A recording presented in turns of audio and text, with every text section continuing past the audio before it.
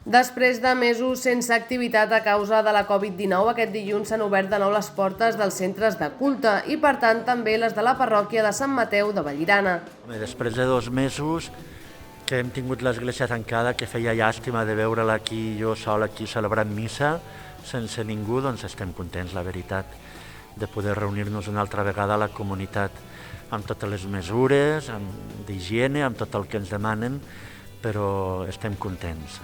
I és que aquesta obertura és possible si se segueixen unes mesures de prevenció i seguretat.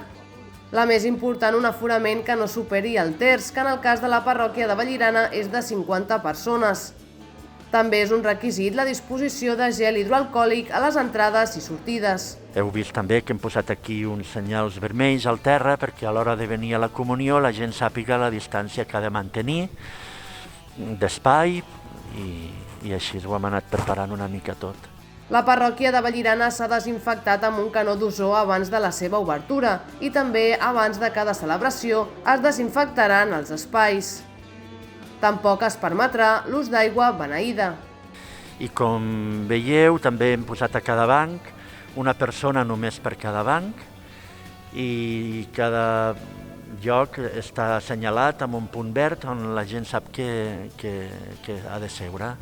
I a partir d'ara celebrarem missa dilluns, dimecres i divendres a les 7:30 de la tarda.